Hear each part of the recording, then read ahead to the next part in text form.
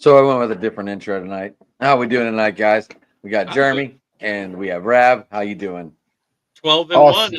I can't complain about my Lions. I can tell you that right now. I even nicknamed the defense because every week we have another no-name guy show out and be the best person on PFF. It's the Legion of Whom. Hi, Joe. Joe. All right. Hey, how you guys doing? Well, you Fantastic. must be on cloud fucking nine right now. Yeah, I'm Yeah, making a bit yeah. of the sports world, in my opinion. Josh Well, I mean, Allen looks like the kingmaker of QBs, but comes up 2 points short. That's funny. I wasn't even talking about the Bills. I was talking about Oh, the. yeah, he was talking about I know, Soto, like Soto. in the. Yeah, Great I was deal. talking about your Great Mets, deal. Joe. I know. I just had to go there. I- I'm in football mode I'll still. tell you what. no, You're I'm allowed. not You're doing allowed. it. Because I Tell you know I'm what, going to be talking about the guy that got me 70 freaking points. Yeah. 3 rushing touchdowns, 3 passing touchdowns. Right. That Rams defense looked like it couldn't stop melted popcorn butter with a net. Well, neither could the Bills defense. And that's where I was going. But the Bills defense gave up more. And Yeah. how about that Dallas defense last night? How the hell do you block a punt and still give up the first down? Right. You know what I thought too, watching that Rams game and the Bills, that really was take. This is gonna sound weird, but McVay's a really good coach. hmm He's I a always really. believe that. I looked at it. His teams, and I've noticed it. His teams are like at the top of the league and not getting penalized for like the last. They're in the top 10, top 5, like 6 straight years. Like the whole time he's been there. It's like very Patriot like in the old day. You know, you don't see him getting stupid flags. You don't see him doing stupid stuff. You don't see him. I mean, obviously they get penalized, but they are very disciplined. They run very simple stuff, and this is why they can win without talent. Like on their defense, they got maybe what Verse and Kobe Kobe. That's it, and they still keep winning. And that was the best team in the AFC maybe, and they just took them apart like at the end. Yeah. So a buddy of mine did a deep dive into strength of schedule stuff because all of the other fans of the NFC North teams say, but the Lions haven't played anybody. And I was like, wait a minute, we beat y'all. Doesn't that count? Or are you saying your team shit too? But that being said, the record of the teams we won against are 79 and 77. The record of the team we lost to, the only one, 7 and 6. So everybody we played, if you add it all up, has had a winning record. Yeah. Add See, it all up. he was talking about the Lions Yeah. because no, I mean, they're in probably what the toughest division in football. Right. Now, Minnesota, guess what the record of the opponents they beat are? 56 and 87 combined. I was going to say, I think they're under. The I was record gonna of the say. 2 teams they lost to is 19 and 7 combined. Green Bay, the record of the teams they beat, 43 and 61. The record of the teams they lost to, 46 and 6. The record, here's a crazy one. Philly, the teams they beat, Right. the combined record of all their opponents is 58 and 85. Wow. The teams they lost to, 13 and 13 combined. Because one's a 6 and Just 7. curious. Or what? Yep. Those winning records the records that they're playing and they're winning against, are those mainly NFC teams? That's all of them combined, not NFC teams. We already beat all of the AFC South. I wasn't We sure beat if you broke it everybody in down the that far. AFC South. Yep. The opponent's records overall, let's go, just add it all up, right? 86 and 80. I'm talking about. You mean the NFC South or the AFC South? We played all of the AFC South this year. Yeah, already. that was their AFC schedule. Yep. Our NFC schedule is the NFC West, and the only one we got left, and let's face it, they're not the powerhouse conference they have been. The only one we got left is San Francisco in week 17. And we're getting people back this week that are healthy, so we might not have to see some of those no-name guys on defense, unfortunately, for the Bills. Who's going to be the running back for the Niners at this point?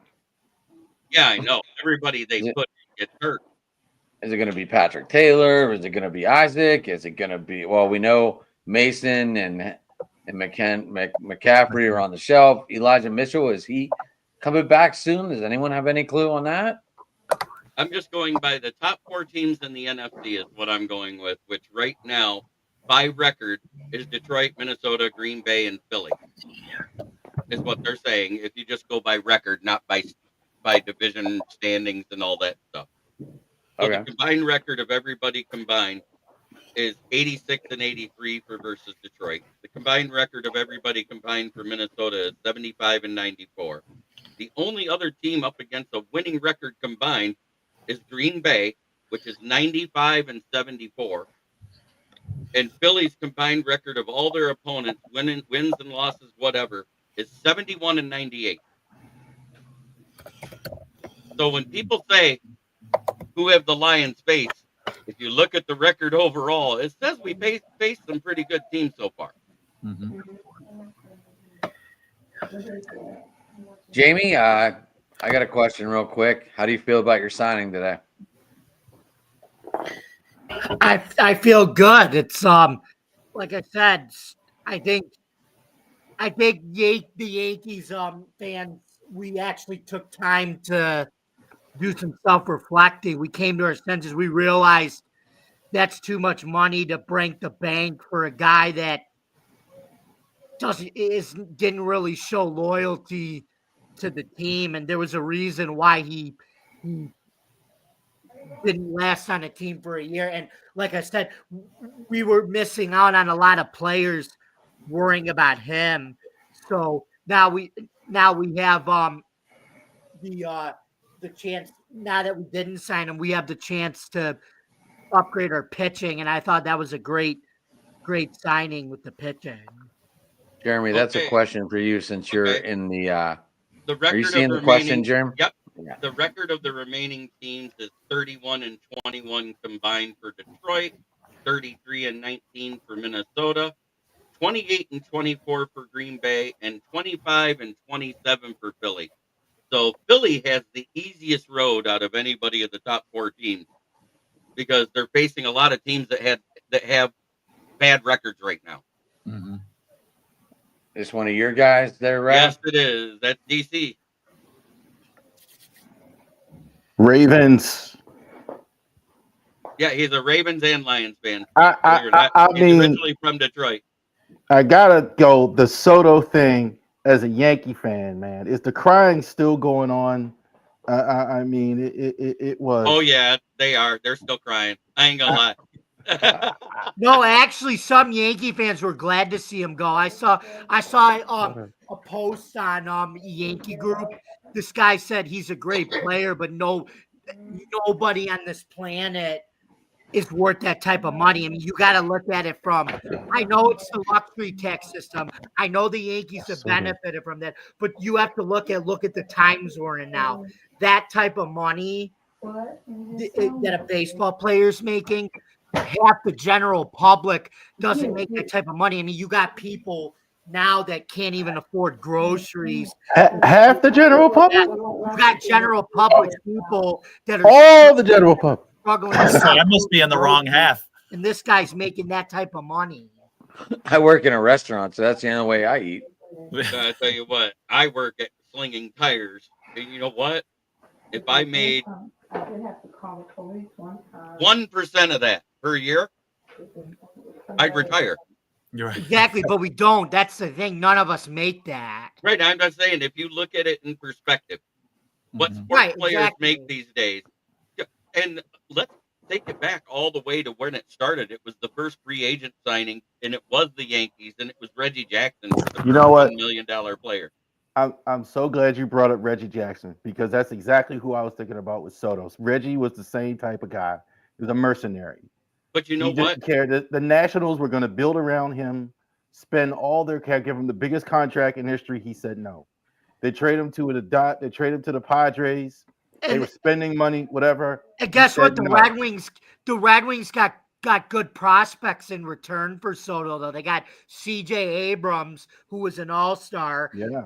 They got that they got this closer pitcher that they got from Soto. He throws like 103 miles an hour. So they ended up getting guys that could end up making the Nationals ball club and are helping the Red Wings right away. Dylan Cruz is in this system. I just thought I'm so glad you brought up Reggie Jackson because that's exactly who I thought. Reggie didn't care who it was, whoever had the biggest check. And if you look at what Juan Soto did for the Yankees, he was Reggie Jackson in that lineup. I agree. So, Yeah, I in agree. all I just think, actuality, that was a different era on how we viewed like baseball players making money compared to the working class making money. There's a much different view of that now in terms of like people wish that in their working class job they could make that type of money, but they don't. That's the way it is. oh, it's 100%. I get it. Mhm. You know, I like what I was trying to get at. What I was trying to get at is Yankees fans saying they're going to be okay when they just lost their most consistent hitter in the postseason. Don't pay attention to that. That's not my son. Yeah. Jamie, I like what you said about loyalty as well. I mean, Jamie and I have a Mets Yankees podcast that we do all summer long, and we were both on the same page. We were convinced that it was the best situation for Juan Soto to be with the Yankees for a long time. And I was shocked. I mean, as a Mets fan, yes, I'm happy, and I think he's going to help our team big time, but I'm still shocked. I was saying it all summer long. There's no way this guy would leave the Yankees. And we always joke, it's like at Yankee Stadium, you pop the ball up to right field and it's a home run. That's not going to happen at Citi Field. So he had it so good with the Yankees. It was a match made, in heaven for both sides. I just could not see how he was going to go anywhere else. And now I think we're getting some ideas as to why. It's, starts with an M and ends in a Y. And, the loyalty thing, maybe doesn't exist here. Now, again, am I complaining? Absolutely not. And again, I think he's going to do great things for the Mets. But I don't see, and I don't get the logic for him of leaving the Yankees. I don't know. Here's what Rich always says, though, and Rich, he talked about this on the show. Adam, you remember what Rich talked about, right? Remember how he compared it to the Roger Maris, Mickey Mantle situation, Right? And he said, Roger Maris was always going to be the Robin to Mickey Mantle's Batman, but he was never going to be a Batman. It was kind of the same thing. We would have had to pay Soto more than Shohei Ohtani just to be the number 2 guy behind Aaron Judge. But at least now he's getting all that money to the Mets where he can be the number 1 guy. I just don't think you pay him more than Shohei Ohtani to be a number 2 guy behind Judge. At the same time, in the postseason, Aaron Judge became Robin to Soto, who was Batman, is my point. Mm-hmm. Right. You look at that, Aaron Judge was a bigger reason why the Yankees lost that World Series. Mm-hmm. Because he batted 151. He had more strikeouts than he had hit. He had more. It was not a good look. No, it wasn't. But like I said, I'm just happy they I'm glad they got rid of him now. So they saved money, and there you go. They go out and get an ace pitcher. Now, so the rumor is there they're you go. trading away Gill to get another pitcher, a younger pitcher. Is that what I'm hearing? No, they got rid of him. They got Max Fried from Atlanta. 8 years, 214 or 218 mil. Which is 700 mil, which is $600 million less than having to repay Soto. So there you go. Yeah, Crazy. and who was it? Didn't the Yankees just sign somebody today? We just talked about him. Yeah, okay. Freed, yeah. Now they're thinking about Left-hander. getting I heard they're thinking about getting Christian Walker now. I heard that. Oh yeah, my Pirates are talking to Anthony Rizzo, who's like 100. You can And have isn't him, that Adam. about? We're isn't that we're dumping his ass. He's 35 years old. Rizzo Yeah, was that- actually good Excuse my last year. language, Though. but still. Rizzo Rizzo wasn't was actually good in- terrible. He was good in spots, but he had stretches where he batted his age 100. Mhm. Yeah. He was batting his age, dude. And the Pirates love bringing in these guys, and hopefully they're like balling by All-Star break so they can trade them and get something back in return to a competitor. Well, that would fit the business model if you got them. Then Adam, go right ahead, take them, and then you can dump them for something. I kind of like not having a salary cap in baseball. Let's just see who's got the gonads to spend the money and bring in the guys and put people in I'll the tell you a seats. team who But doesn't. I can here's tell you a what's team who happening, though, doesn't right now, with- and it's not here's- named the Rays and it's not named the Marlins. It's the Tigers, because Mm. Chris Ilitch, unlike his father, does not give two fucks about baseball or hockey, or both these teams would be better. Mhm. Baseball teams, a lot of them don't have money. Like it is like you mentioned, and like Jamie with society, it's a big disparity between teams. I mean, it always has been, but it's Mhm. even bigger now. The Orioles were that team forever, up until like now you have a new owner. That's why we don't have an Adley extension. That's why we don't have a Gunner extension, because it wasn't even on the table. They didn't have the resources. Now you got Dave Rubenstein, the owner. He's like a billionaire, a private equity guy. So that's why that's on the table. But they weren't. But even that has limits. They don't have Yes Network and all that other fun stuff. You know, it just you can't. There are limits. The Yeah. Yankees and Mets. I get you. Dodgers don't That's have 'em. perfect. They got all the money they need. Ravori, what you're saying, and back to what I was. It's what you said, Ravori. But Adam, what's happening now is like I said, there's still the luxury tax, but you're seeing a lot of teams now deciding not to operate that way and just get rid of these guys because they know they're not worth that much at market value. You're starting to see that naturally happening. See, that's my fear with something like this, though. Now, I was on a podcast with Dylan yesterday, and he asked me this question on his show: "Is do I have any concerns?" And my concerns is baseball going back to that sport where 5 teams have the ability to compete, just because of the financial unevenness. Now, granted, I mean, my team is one of the ones that obviously has cash to throw around here, but I want to see teams like the Pirates or the Brewers or the Orioles or Cleveland and that have chances to just as good a chance to win as the Mets, Yankees, Red Sox, etc. So Like building through the draft basically instead. Yeah, the only way that happens is if baseball ever goes to a hard cap. That's Yeah. it. That's the only way disparity happens, and you would have to do it incrementally. At first, it would have to be a reduction cap for the teams. Yeah, I'm not wasting my time because you're a troll. Jeremy, I'm sorry. I was wondering how you kept banning him. It's funny. Because I lost my oldest son. This guy's impersonating me and using my picture and my likeness on YouTube and keeps coming in and making the stupidest comment about Lion stuff. So every time he pops in, I'm going to keep doing it. He can say it's useless, but every time I'm going to do it. It's not a democracy, baby. So come up with a better one. They used to come in as Rico Beard and Mike Valenti, but they got mad because I actually called the radio show they're from and reported him to them, and they came in and actually got him banned on those accounts. Rav, you got some Oriole fans out there under Jay's channel. Maybe you should tell them when you're.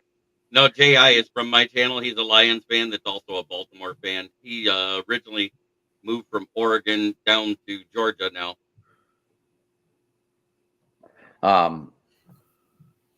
So that's the I'm sorry, go ahead. There was one trade today. Apparently, Andres Gimenez went to the Blue Jays. I think that's gonna affect the Indians or Guardians more than the.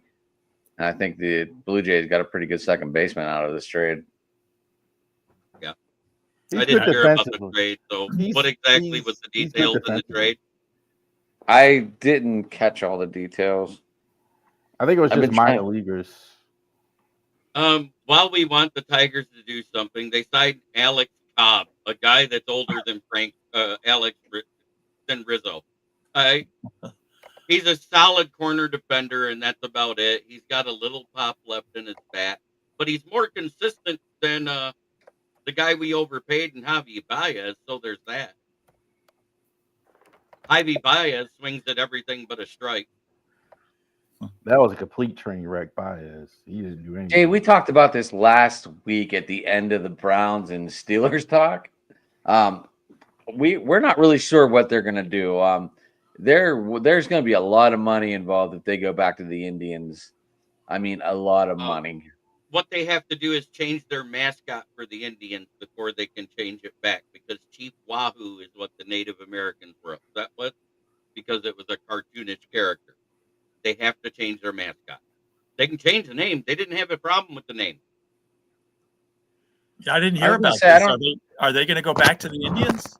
No, Well, it's Washington that's going back to the Redskins more than likely, because there was a poll done through Native Americans, and they won convincingly that Redskins they did not have a problem with, because that is something that they had been referred to historically, and they didn't consider it an insult because it had to do with skin pigmentation or a melatonin level.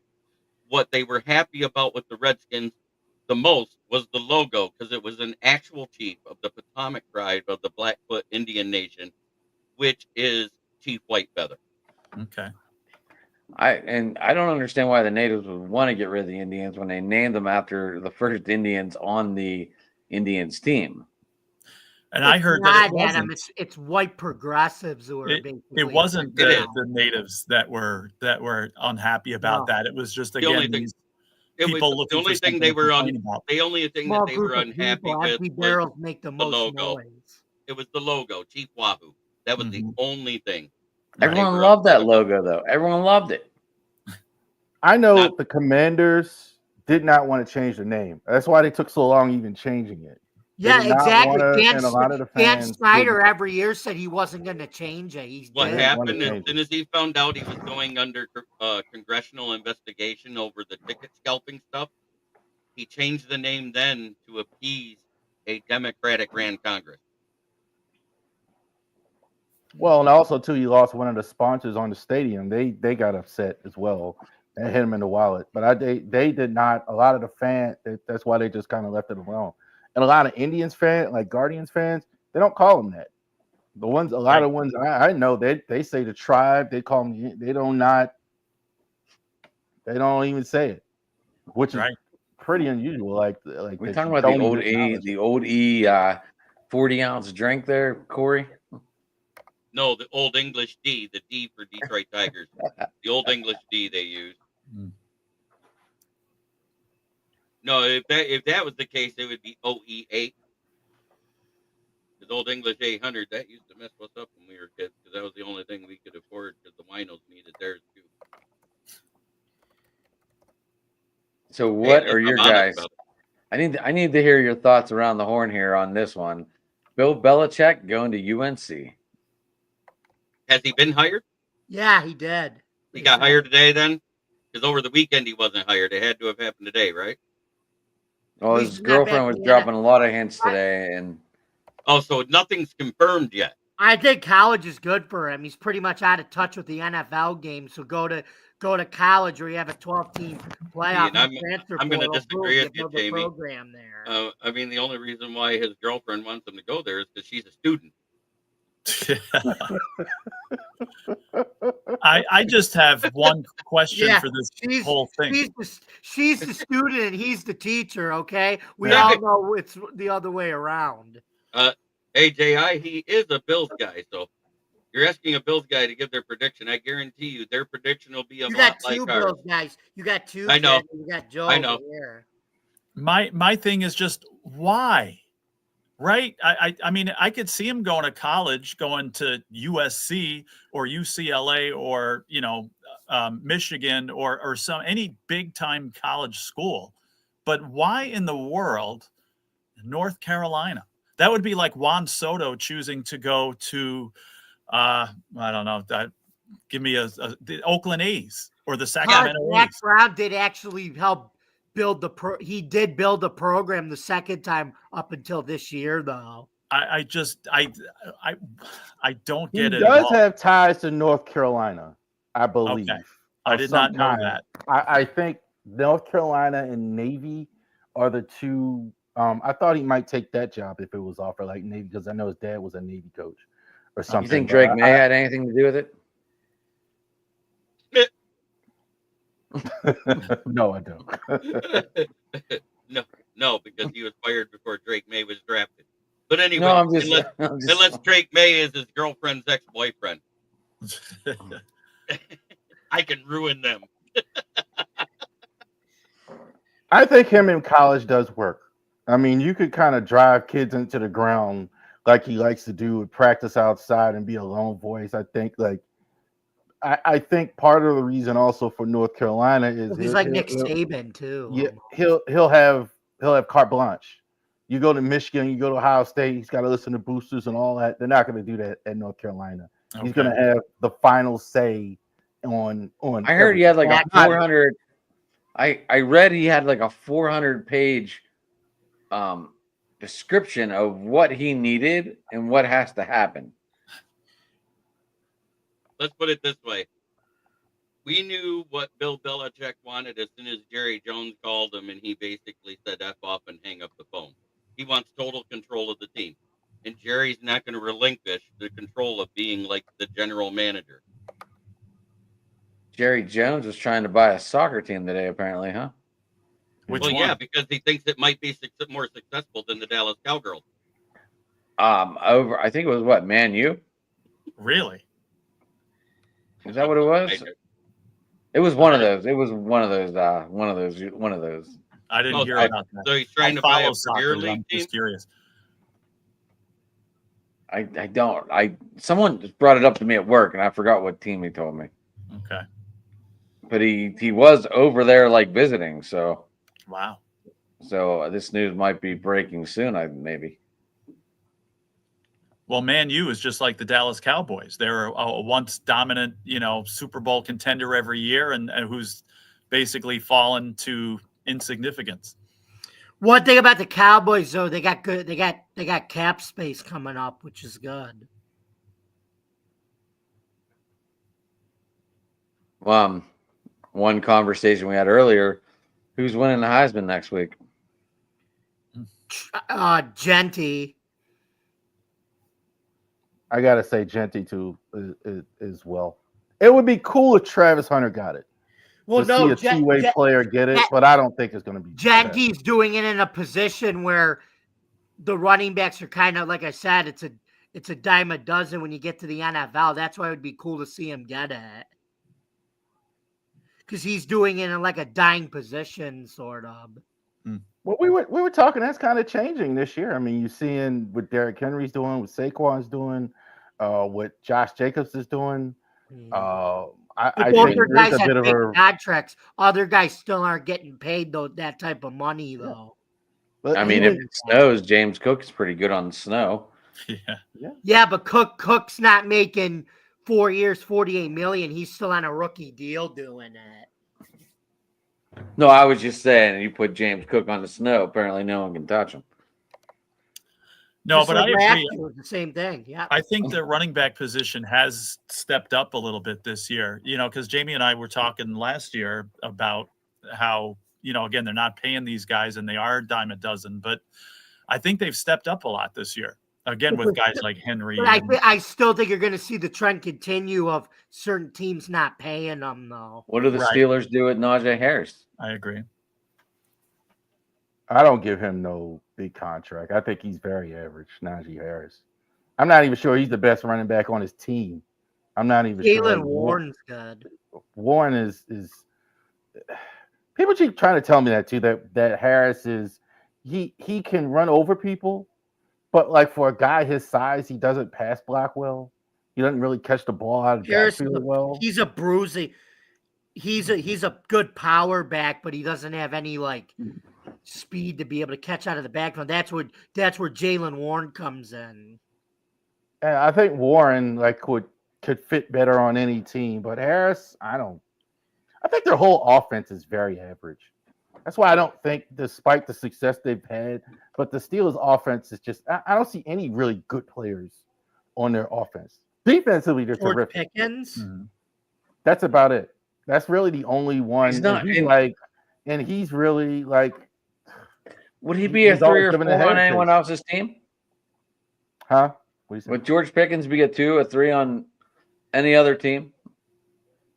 He'd be a 1 on almost all the teams, except for like maybe like I'm going to say you George know, Pickens Cincinnati would or probably be a 2 on all but 4 teams.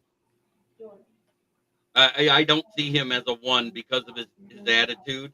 He doesn't put up the production of a 1. He puts up a production of a really good number 2. That's just me. But that's been the problem with Pittsburgh for a long time. They've been having wide receiver 2s as number 1 and no complementary piece to go with them. So they fall off. They have streaks where they go without producing like you would expect them to, because they also haven't had quarterbacks that get them the ball like you expect.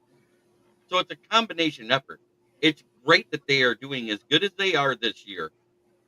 The Steelers overall, which is a testament to the coaching staff, much to the chagrin of many of the Steeler fans that wanted Mike Tomlin gone, and we've heard it. He's already been extended.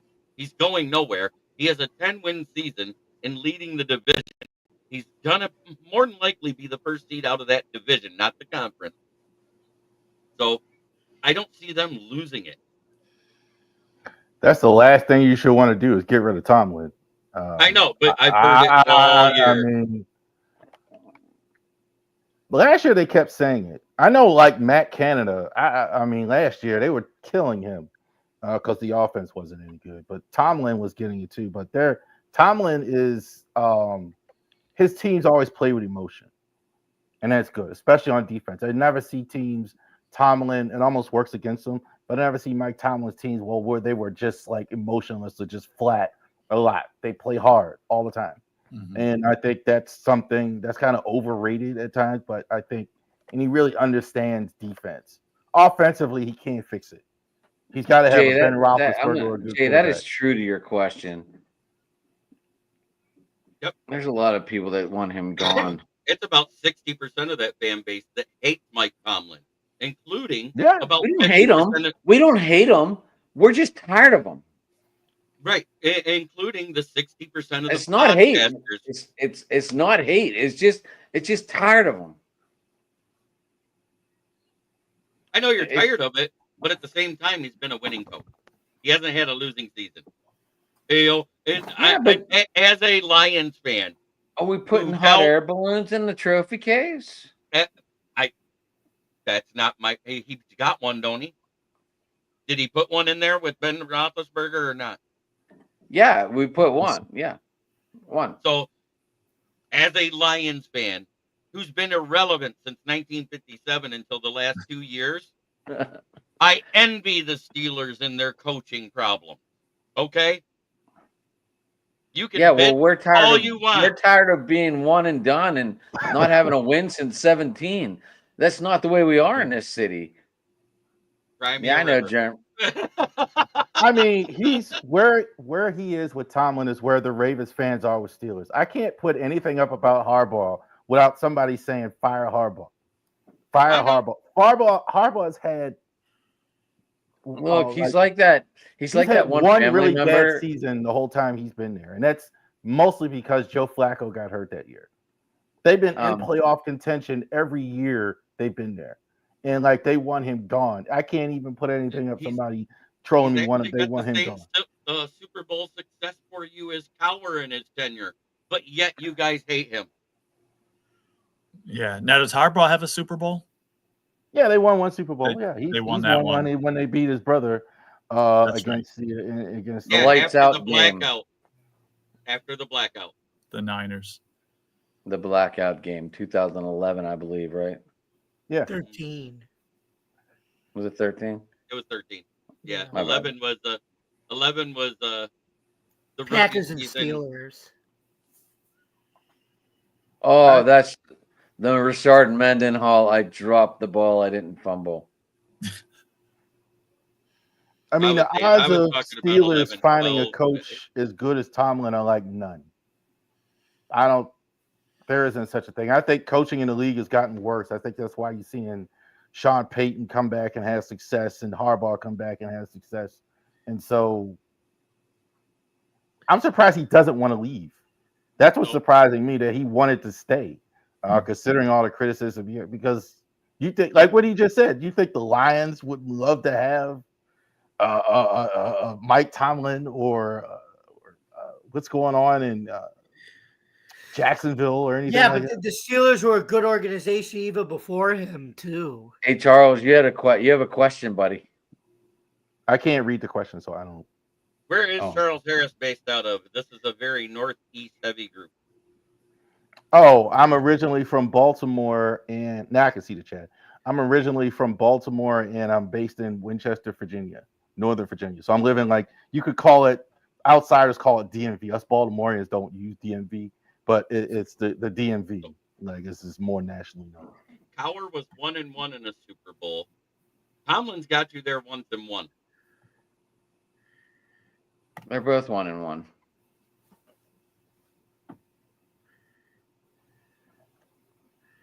They're both 1-1 in the Super Bowl, right? I could have swore that Tomlin's only been there the one time. Cowher lost to the Cowboys and 95. lost to the Steelers. He's 1-2. I forgot. That wasn't Tomlin's first year. That was Cowher's last year because he retired after he lost to the Seahawks in the Super Bowl in 2005. We beat the Seahawks in Detroit. Oh, you should have beat. I think you should have lost. Sorry. And Seahawk fans are still mad because Jeremy Stevens pushed off. Yeah, that and Ben Roethlisberger was short when they showed the replay. I don't know what you're talking about. Even Ben Roethlisberger said he was down. He goes, "Oh, I was short." Hey, sometimes you get those calls, sometimes you don't, I guess. And that's my point for Packer fans that are crying about the ref. I'm going to say this right now. When we were a bad team and the Packers were getting all those calls that were obvious, were fans of Jay, other who teams, you calling a cheater? Stevens was the tight end for the Seahawks and pushed off on Ike Taylor. Is Jay calling the refs cheaters? Is he calling the Seahawks cheaters? I want to call this elbow real quick, buddy, because this is important. And now Packers fans are crying about refs and a loss in Detroit. I want to say one thing. You told us to take our loss with pride and quit crying. Ditto, my friends. Ditto.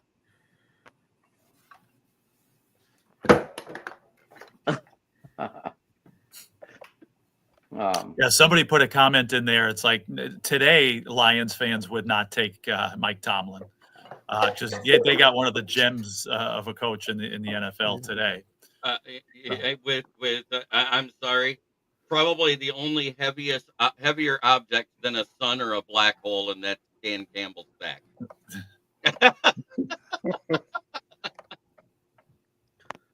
If I was player, I'd love Dan Campbell.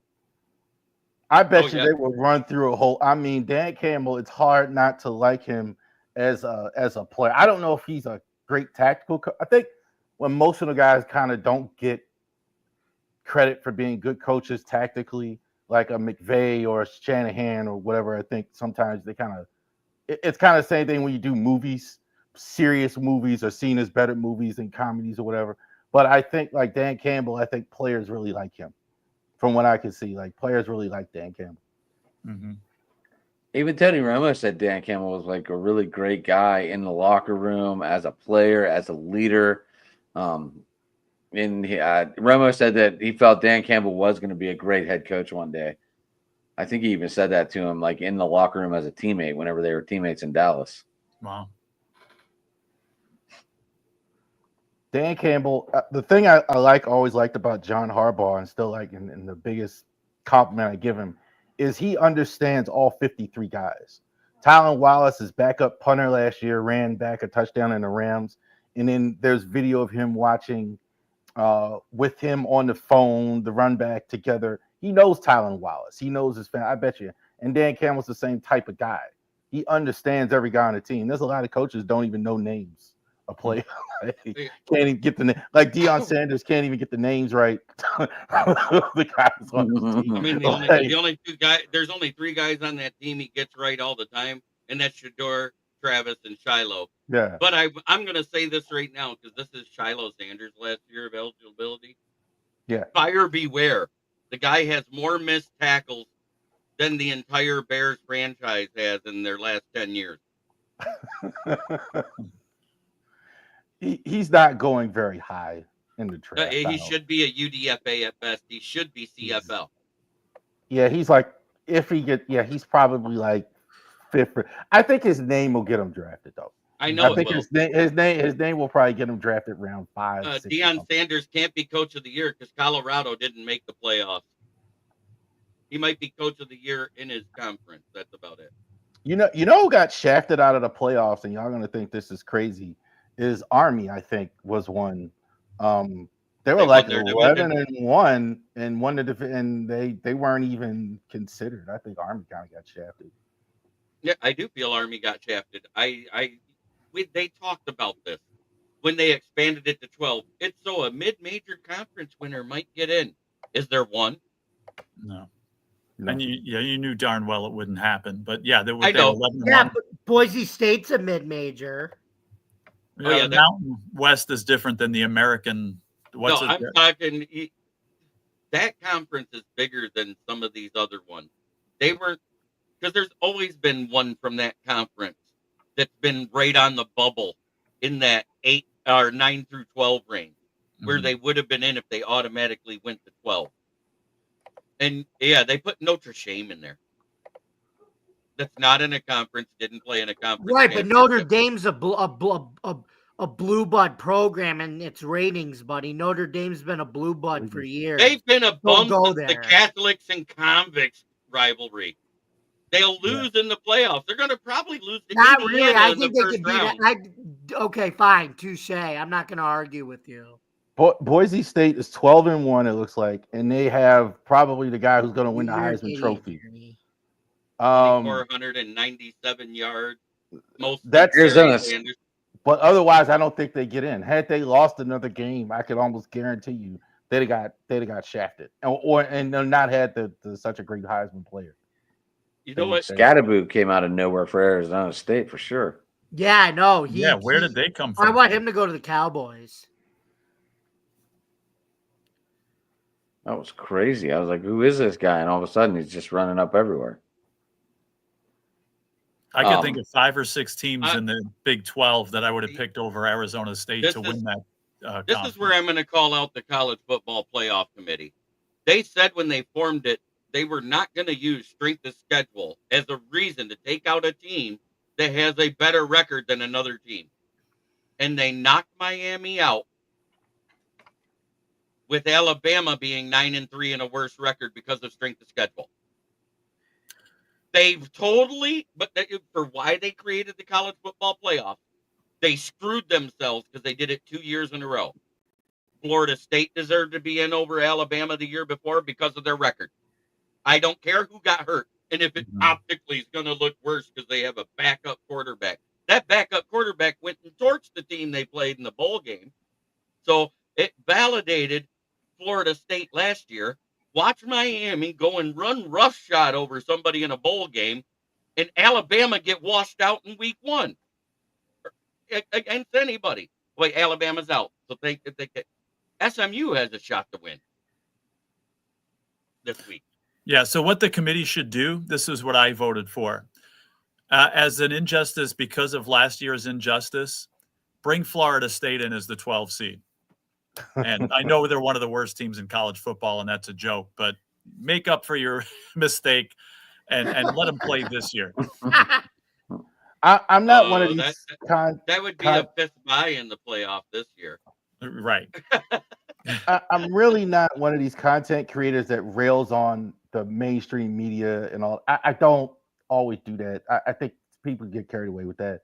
But that's really the reason why Alabama got it in. The deal with the SEC, the networks and all that. Florida State. Here's the other thing. Florida State was better than Alabama. Mm-hmm. They beat Florida. They beat LSU last year. They won their conference. What I mean, it really wasn't even true that Alabama was better than Florida State. It wasn't even true. So but they just did it anyway. I thought that was complete garbage. There's one reason that Florida State should have been in there, undefeated, and that's I don't care. And it's not like they're playing in some toilet bowl conference. They're playing in the ACC, which is not maybe at the level of the SEC or Big Ten or anything like that. But yeah, don't get me started on that. I'm not a Florida State fan. I got good friends that are, but that's the biggest shaft in the history of college football. But Alabama got their justice, so because they lost to Michigan in overtime, so that was wonderful. And Saban got to go out on that note. And justice was served this year when they didn't get in, because a 3-loss team, I don't care what conference you're in, and they didn't even make their conference championship game either, so therefore, right, get in as a 3-win team. They would have gotten in, I think, had Clemson actually lost, which I thought they would, but Clemson actually had to, because they were conference champion. Now you have to put Clemson in, and I think that took Alabama out. Right. I just don't think they even deserve to be there in the first place. I'd have been happier if Clemson, because they were conference champion, jumped Miami. You see what I'm saying? Than having Alabama to be kicked out.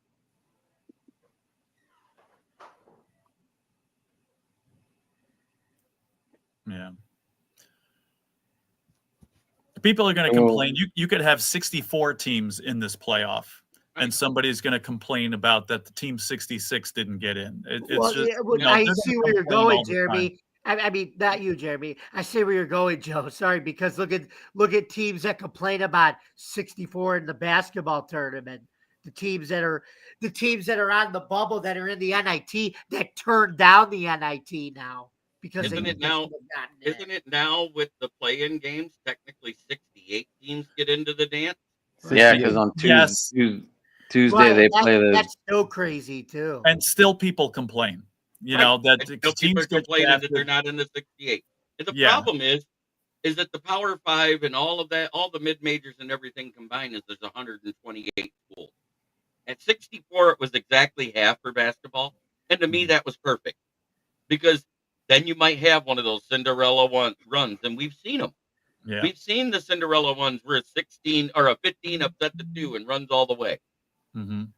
They might not win it all, but they run all the way to the final game is what I'm getting at.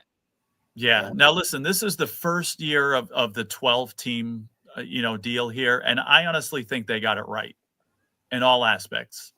The seeding I thought was pretty accurate. Yeah, you might debate a few things, but I think they got the right teams in. So it's only year one, but I think they got it right this time around. Yep. JI, there are 317 total college basketball schools when you add in Division II and Division III. But in Division 1A, there's 128 schools. So you're not wrong. I'm just saying that they don't divisionalize it as much, and that's why you see a team you never heard of in the play-on game, and that team comes in and whops somebody.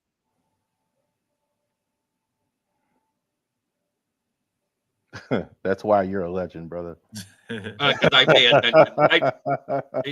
I don't know why the stupid shit sticks in my head, and I don't even. You see, here's one thing they are getting right with the playoff, and maybe y'all went past this one. They're gonna have campus home games. I love the playoff games. I love what they're doing with the tickets. Did you see what they're doing with the tickets? No, I didn't see. 20% is for media, 40% for each team, so nobody gets a true home field advantage. That way, it becomes more like a neutral site, but it's done at the home team stadium. Do you see what I'm getting at here? Yeah. You won't have half the stadium or 3/4 of the stadium be OSU students. And I think it's great. And I think they should do it in basketball too. I think I've been kind of the old way of the regional sites. I mean, the attendance is just terrible at all these games. but where you're seeing good attendance in college basketball games is at the home courts. So I Right. definitely think you should do that. Like Maryland playing in Purdue, I was watching that on Sunday. I was like, man, that's kind of what you don't have in a tournament, like an atmosphere like that. But at Right. the same time, Purdue's size of their stadium is so small that they could have 10,000 people there, and it looked like 100,000. Yeah, no, I like what college basketball tries to do. Like a team like Purdue, if they're a number one team and there's a regional game in Indianapolis, they're going to put them there or put them in Chicago or something like that. If Maryland is a top seed, they're going to put them in, in Washington or Philadelphia or something like that. So they do try to get them close. But I agree with you. I would love to see some campus games for those tournaments. Yeah. I mean, some of the campuses actually have beautiful stadiums that seat has good, almost pro level quality seating. Let's not get it twisted here. Some of these schools have money. Some of them don't. Purdue is a basketball school with a football problem, kind of like North Carolina. They have talented players, but they can't go anywhere in football. There's an age-old adage. Never draft a quarterback from a basketball school. Daniel Jones, Dan Orlovsky, Mitch Trubisky, Sam Howell. The list goes on. Drake May. But Drake May looks like he might break that mold, just like don't draft a quarterback from OSU. CJ Stroud broke that mold year one. Yeah, even I like with the college basketball, and I wish they would do this now in the conference tournaments, which I can't stand these tournaments, but I think they'd be more exciting. Like some of the lower conferences actually have the top seed. They play the games in the arenas, like Vermont, let's say. The championship game in the America East Conference will be played on the Vermont campus, and the top teams have the best chances. I think they should do that in like the ACC. And if North Carolina is the number one team and Virginia's the other team, play it on the campus of in Chapel Hill. I think that would make those tournaments a little bit. What, the conference championships? Right. So where would they put the Big Ten as a neutral site now? Well, that's true. I guess you can't do that, too much now because you got UCLA and that's why I'm a little down on college football these days, is because I prefer college basketball, and they've ruined, with all these changes. I'm a Syracuse fan, and I miss having Syracuse in the Big East with these big rivalries, and now we're stuck in the mediocrity in the ACC, all because of football decided to change things around. So that's true. So I guess that's the logistics of that. I don't know how they're going to do this, but I think those conference tournaments are pointless anyway, but I like how the lower conferences have them on campus. And you mentioned it's not pointless to lower conferences. I went to Coppin State University, which was in the MEAC a long time ago, and I was actually there the year they actually won one game in the tournament against South Carolina. It was so huge. It was that campus was as on fire as you've ever saw it. So to these small conferences, the conference tournament makes sense. Nowadays, the big conferences, it doesn't matter because they're going to get in anyway. Right. They don't even. I think you're going to even see teams like sitting those out soon. I think the Big Ten or that Midwest region that they do, they should rotate it between 3 dome stadiums and go like Indy one year, Ford Field the next, US Bank. And rotate it around. Give it a different venue. Give it a different look. Mm-hmm. If you did that, and think about it, a football field is actually big enough to put 2 basketball courts in. We see it in Dallas. Dallas has the national championship game. Mm-hmm. So you could wall it off. Have one game going to make that stadium look fuller for the one game, and have a game on the other side. They have those soundproof wall barriers. All you got to do is put that up. And on the other side, you have the other game going. You could have 2 games going at the same time. That's the other idea. Like, have the whole thing in one location. Mm-hmm. Have all the tournament in one location. I think that's good too. I think if you could buy tickets for all the Madness games, everything, round 1 to round to the Final 4, that's not a bad idea either. And I missed what you said. What school did you go to? Oh, I went to Coppin State University. It's like Okay. a MEX. It's like a HBCU, kind of like Mhm. think about Jackson State. Okay. Jackson like State that, before yeah. they joined the Division 1A. Yeah, Right. something like that. Yeah. Great for you guys. I remember that one. That was Mhm. awesome. That was an awesome Yeah. year. I Yeah. see the gray in that beard like mine. Tells you You how get old I long- am. Yeah, Yeah. getting long in the tooth, just like me. If I take my hat off, I'm shinier than a baseball that just came out of I the think bag. Jamie. I think Jamie's our youngest podcaster on the show tonight. Oh, yeah. I'm only And 28, Jamie, yeah. you had a question about who's on your poster behind you on the wall. Oh, somebody had a question. Who asked that question? J.I. did, one of my viewers. Oh, right there. Yeah, that one. That's me, my senior year, when I was managing my high school's varsity lacrosse team for senior day. I got a picture taken. That's awesome.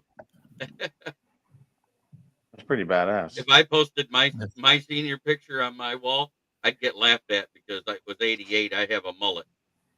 Yeah, Yes. but that was the style. That was a style. Hey, I had a mullet too. So no, I Yeah, had but a- I no went- judgment here. style that too. I had the earliest version of the skullet where it looked like a high and tight on the top, and then it was the spiral perm in the back. I was Joe Dirt before Joe Dirt was famous. I had the kid and play there. If you see one, I was yeah. just gonna ask, did you have the kid in Yeah, play? Yes! it wasn't too high all the time, but for a little while there, it was pretty high up there. Yeah. Hey, Paul Steens has a mullet now. What are you talking about, Jay? Wait, Let's let start with- me see this.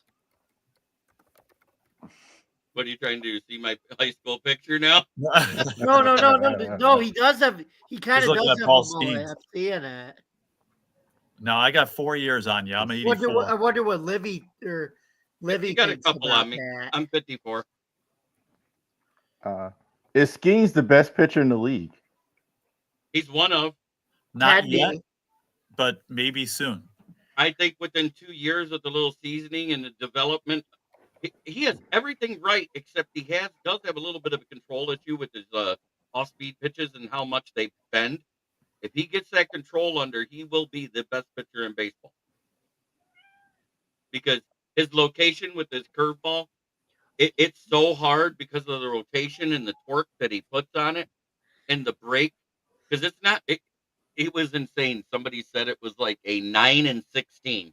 So it has 9 inches side to side with a 16-inch drop. It is so hard to control that. Oh yeah. First time I saw him, it was in the College World Series, and I was like, automatic. Like him and Dylan Cruz, like when they were playing on LSU, I said, there's Dylan Cruz is going to be a star too. I mean, these guys 1 and 2. were 1 and just 2. Jay, like, thanks for awesome. tuning in, man. Yeah, J.I. is a great guy. He's one of my biggest Patreons of my show. I love that guy. Are you three gonna have a conversation about the game this week? Yeah. Do you want to get into the defensive breakdowns or the offensive breakdowns? Because I have all the stats right here. No, I didn't mean right now. Jesus. I got it. Joe and I already had our show. We should have had you on.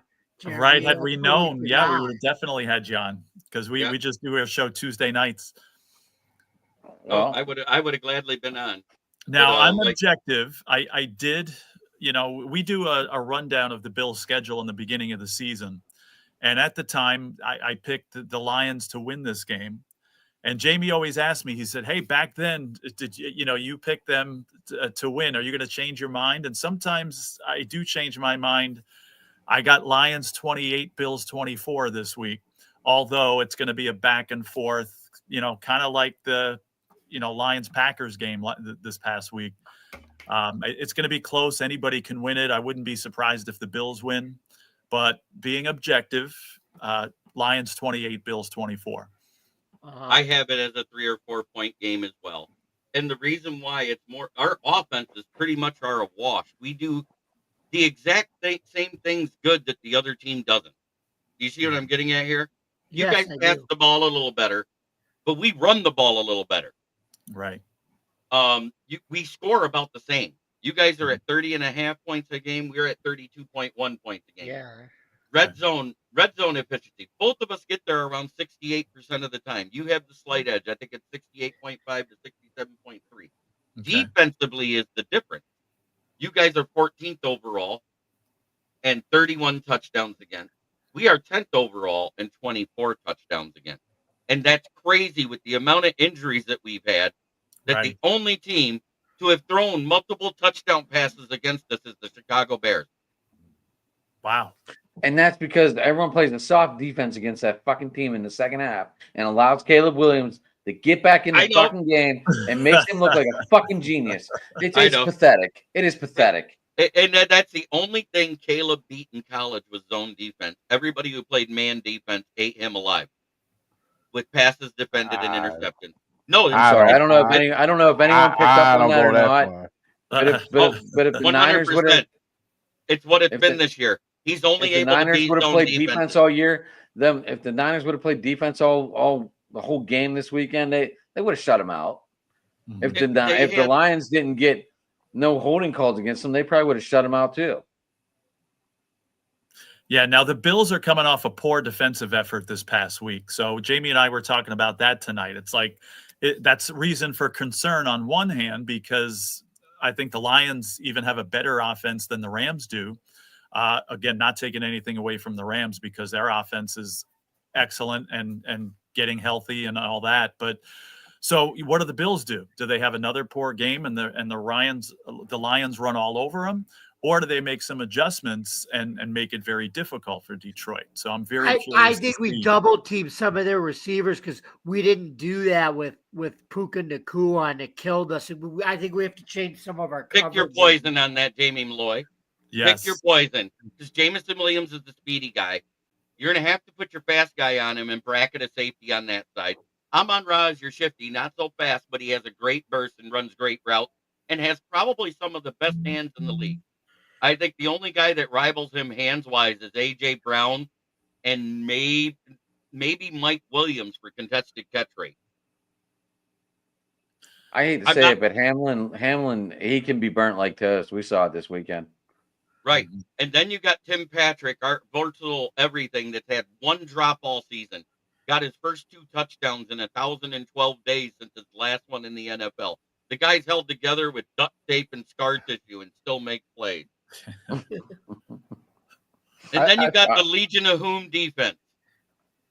Every week we have somebody go down, and another no-name player is our best ranked player by PFF. This last week it was Ezekiel Turner, special teams linebacker out of Arizona. He had 7 pressures, a half a sack, and only 1 tackle, and it was a tackle for loss. But he was in the backfield so much, Jordan Love might have PTSD. That what you saw with the Bills and Rams is exactly what I'm expecting with the Bills Lions game this week. Just copy paste. Chris Berman would call it a pinball wizard. 35, 38, back and forth. The Lions defense, it concerns me. You can't lose to Aiden Hutchinson and just their defense hasn't been the same. Well, you but say they're we scoring can't. more. You can't say we can't, but guess what? The only game we gave up multiple passing touchdowns was versus Caleb Williams. And it wasn't because of soft zone defense.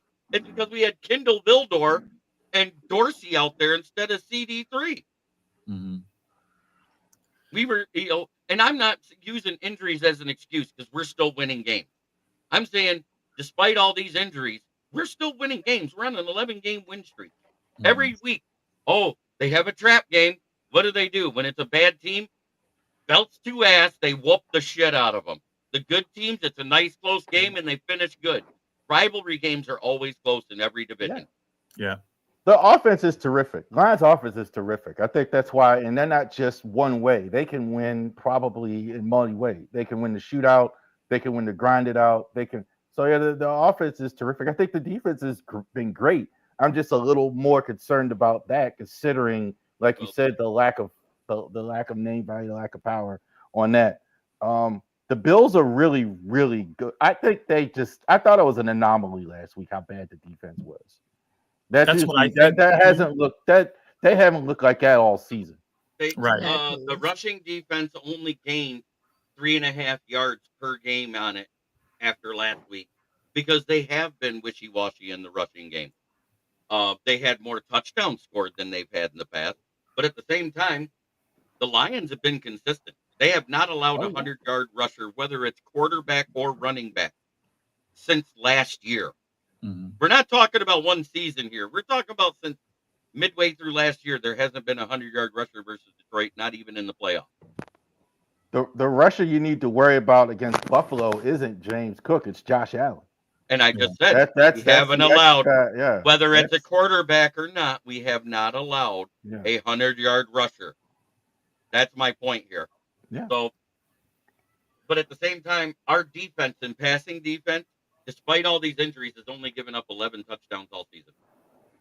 Yeah, and I give them a lot of credit for figuring that out. They lost the best defensive player in football, and yet didn't miss a beat. It seems like, it's again. I'm curious to see how the Bills react. I think it was an anomaly too. I mean, again, we're talking about an even better offense here, and it's kind of hard to double up one guy because there's so many other weapons on this team.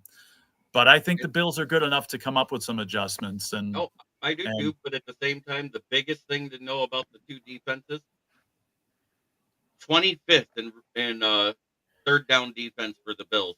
They're giving up a first down 43.2% of the time. Guess who's number one in the league, despite having not a single name of merit from week one? The Lions at 31.3%. And that'll be the difference in the game. If we're not giving up third down conversions, which we haven't been, even with the Bears, go back and look. They were 4 of 13. Last week, the Packers were 1 of 5, and they never went for it on fourth down, and they wonder why they lost by 3. Well, don't start out 7-17 in the first half of football. Mm-hmm. And that's the biggest thing that I saw is in that first half. The Bills came out flat. They scored, 14 points to 24 in the first half, and that ended up being the difference in the game because you outscored them and even put up 21 in the fourth quarter. Mm-hmm. Yeah, the Bills got outscored pretty bad in that first half. Well, the Bills have a tendency to come out flat. I don't know what it is. The problem is they've come out flat against weak teams, and then we're able to recover and still beat them badly. But a good team like the Rams, or I don't think they're going to come out flat against the Lions. They're going to be up for this game, but they tend to do that, and it's going to get them burned one day, like it did. Is it at Ford or is it in Buffalo? It's at Ford Field. Yes. So it's indoors. Yes. And the weather's been nice lately. Some of Josh Allen's worst games has been in domes. Not all of them, some of them. Mm-hmm. Yeah. And we also changed our field from last year. It's no longer that slit filament that was giving everybody issues. That's why you're seeing less injuries at Ford Field as far as opposing teams as well. It's the monofilament. And if somebody is wearing, then that's why we've seen a lot of teams come in here and slip because they're wearing the wrong cleats for the wrong type of AstroTurf. Okay. Yeah, but I can't wait. And Speaking of, I'm going to actually head out at this point. Just all right, Joe. Thank you, Joe. And I actually agree with you. That's right about where I'm at, 28-24. I said it's going to be that type of game. Both teams are good enough to score over 30, but both defenses are play good enough at times to keep teams from getting there. I agree, and I can't wait. And it's going to be a great game. Oh yeah, 100% it will be. Oh yeah. All right. Well, always great talking to you guys, and I we'll need do it again Josh soon. Allen, so I am rooting for a Josh Allen another 6 touchdown day. Well, there you go. I know you are. Are you in the playoffs? I made the playoffs in 2 leagues, so Okay. I made the playoffs and am playing this week, so I'm rooting for Jared Goff to have a usual performance with no picks and about 25 points for the game in fantasy. Because he's been averaging 18.5, and that's with his 4 bad games. bless you, Bless you. James. Jeez. Yeah. Good Lord. All right. So Don't do it again. We'll talk to you guys All right, soon. Joe. Take it easy, buddy. Maybe I'll come on and do a post game with you next Tuesday for a brief bit in there. Hop in and we can talk about the game. Win or lose, I show up because I'm not that fan. All right, we'll see about that. Okay. All right, later. All right, Joe. You, Joe. So I have a question real quick. With FIFA coming next year, how come all these stadiums are changing whenever FIFA gets here and going to grass? Why aren't they changing now? Does anyone have an answer to this? Because soccer usually plays on grass. The NFL, they want to, they're keeping. I know, but why aren't teams changing now with all the people getting hurt on turf? Why aren't they changing the grass now so they're ready? Oh, that's true if you think about it. It does. It's not that hard to change. Like if that's the It's only way thing easier you're than worried every- about, it's Right. not that. It doesn't take very long to actually. go ahead Arizona and do changes theirs every day they have a football game. All they do is roll it in and Yeah. roll it out. So if they can do it daily, that's why teams aren't doing it yet. I was just curious because with all the people getting hurt on turf, and I don't know. But at I the would same time, like I said, our soft tissue injuries, if you look, most of our injuries have happened on the road. They haven't happened in Ford Field. grass turf. The grass turf thing goes back and forth. They have 4 or 5 years as long as I've been watching football. Well, grass is better, then turf is better, then grass is better. Then there's a new turf that they go back and forth. I like my breakdown on why injuries are up in the NFL. It goes back to 2017 when Curry Stringer passed away and they took away 2-a-days. Now players are practicing softer. They can't be on the field for 2 practices a day. They have to do it only so many days a week. They can do contact. The reason why they don't do doubles anymore, doubles was back in the day when players came out of shape. Now players are coming into shape more, so they don't need to do doubles. Jamie, and I'm going to refute you right now because ever since then, soft tissue injuries are up 33%. And then when they reduced the practices again, it jumped another 8%. So 42% more soft tissue injuries in the NFL now than when there was 2-a-days. You can be in as much shape as you think you are, but you are not in game shape. 2-a-days put you in game shape. Uh-huh. They don't hit at all. They basically don't, even in practices during the season. There's like Sean McVay, there's no hitting. Except Right. that's it. There's no not everybody. I know Belichick was pushing guys pretty hard, and Mike and Kyle Shanahan does. Harbaugh a little bit, but yeah, they don't. There's no hitting. There's no hitting except for Sunday. Not even in camp. It's very And rare things like you that. have a break like Hutchinson had, and it takes a perfect type of situation to get those type of breaks. The same with Anzalone is the fact his arm was wrapped around the guy and the guy fell on top of it and it broke his forearm. Those things don't happen very often. It's not because of the field conditions. It's because those were fluke things. If you remember right, Hutch was like sacking Dak Prescott, and Aleem McNeil had a full run, hit Hutchinson while he was in a dive. So That was the But same back then- argument when I was in the Army. It was kind of the same thing. They don't train as hard. It's some of those same things. Guys get hurt more, etc. The opposite argument is what you're making. You're saying like if you were training and you were in better shape, you wouldn't have the injuries.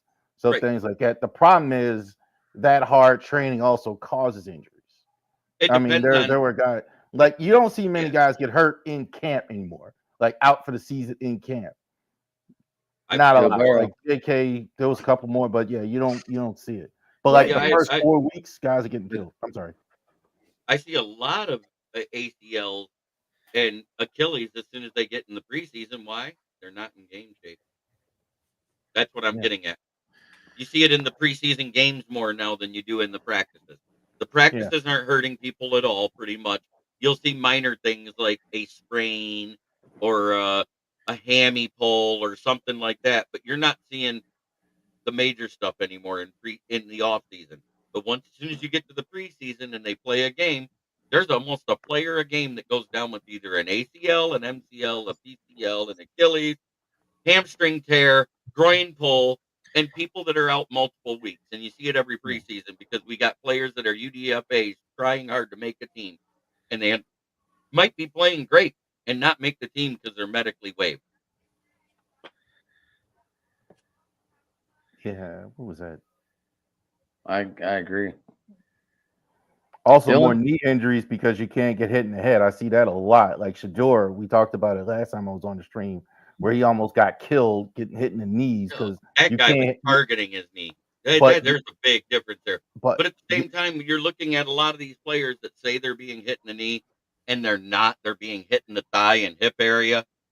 It's just that they planted their leg, and you can freeze frame any shot with a guy falling after they hit somebody and say, "Look, he hit him right in the knee."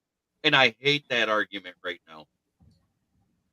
and you can't hit him in the head is more what I was going. That's why you see Yeah. guys jumping and doing this stuff. And Saquon's done it like 5 times, like leaping over somebody because you can't hit him in the head. They know you can't hit him in the head, so they're just going low. And by the way, why is it every time that Joe Burrow's face mask is pulled, the refs don't call anything? Or Joe Burrow's almost killed, they don't call everything. But if you sneeze on Mahomes, they kick somebody out of the game. Because the Bengals are a bad team this year, Dylan. And yet Joe Burrow's putting up historic numbers. Bad teams don't get the call. We've seen it. It's not just Joe Burrow. Good teams get calls, bad teams don't. Let's call it what it is. It's been this way in the NFL for 30 years. I'll tell you what, I can count on one hand how many times Samoa's gotten rough in the quarterback called on him. I think this is all great players get it. I don't think it's just in football. I think Jordan used to travel and Kobe and the elbows, and I mean Mahomes. I don't think the Chiefs get lucky in terms of the refs. I think like people are saying. I do think Mahomes. Yeah, that's right. You can't even breathe on him. He gets so much attention or whatever. He's the new golden boy. Aaron Rodgers fell off that mantle. Tom Brady had it for a while.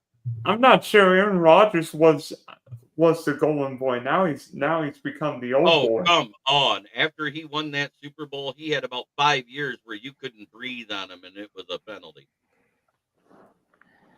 Now he's the Lions fan. He saw it first. I saw it twice a year, every year. But at the same time, if we mentioned that, we got told to quit crying when we lost. So Packers fans, quit crying. Lamar doesn't get that. I know that. The way he plays, man, you almost got to maim him. You do have, other than if he's in the pocket, he has gotten a couple roughing the passer plays this year. And when he's in the pocket, it's when he rolls out. As soon as he rolls out, forget it. They're not calling it. Because he's more of a threat to run than probably the only guy that's more of a threat to run than him outside the pocket is Josh Allen. Mahomes runs, he gets the calls. I've seen that. Because Mahomes runs the exact same 40 time as Jared Goff of 4.8. There's a big difference there. You got Vanilla Vic and Josh Allen. That's the true Vanilla Vic. It ain't Daniel Jones. Daniel Jones is fast, but he has hands of butter and feet that trip over themselves like a baby giraffe.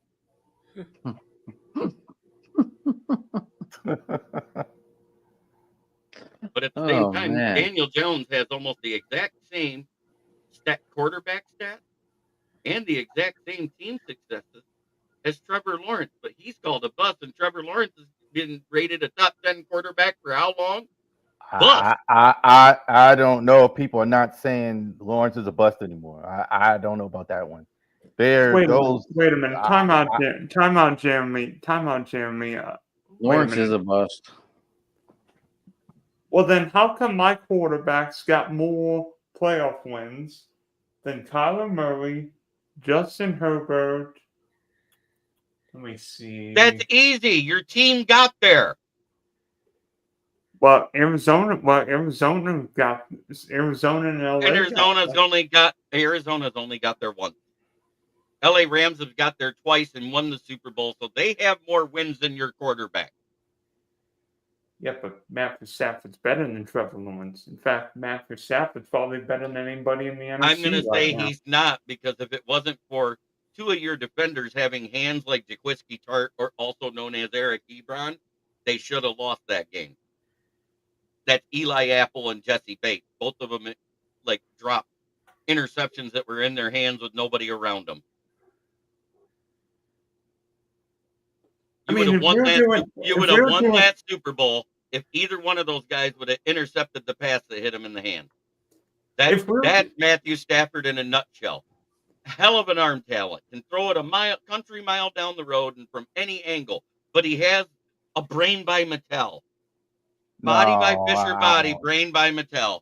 I've seen it as a Lions fan. I've watched him throw so many pick sixes and everything in his career, and he's done it this year too. He's cost his team games with pick sixes and winning moments. He didn't have any players in Detroit. Honestly, Jeremy, you and I must be watching a different game because every time I see Stafford play, I know I'm watching the top 5, 6 quarterback in the game. I've never seen a top 5 or 6 quarterback. He didn't have any players in Detroit, Jeremy. He didn't have anybody. Calvin Johnson, Nate Burleson. Nate Burles? Oh, come on, man. Nate Burleson was good when he was here until he hurt his arm. Even when he had decent offenses, usually he wasn't the problem. The defenses were just we had the second ranked defense in NFL history in 2014, and he couldn't beat the Cowboys. Don't give me that shit. Well, that was 59. We were in the playoffs. That's right. 59 and a half yards against per carry or per game was what the rushing had. It was under 200 yards passing per game. We were giving up less than 300 yards per game. We were giving up a scoring defense that was only giving up 22.5 points per game that year.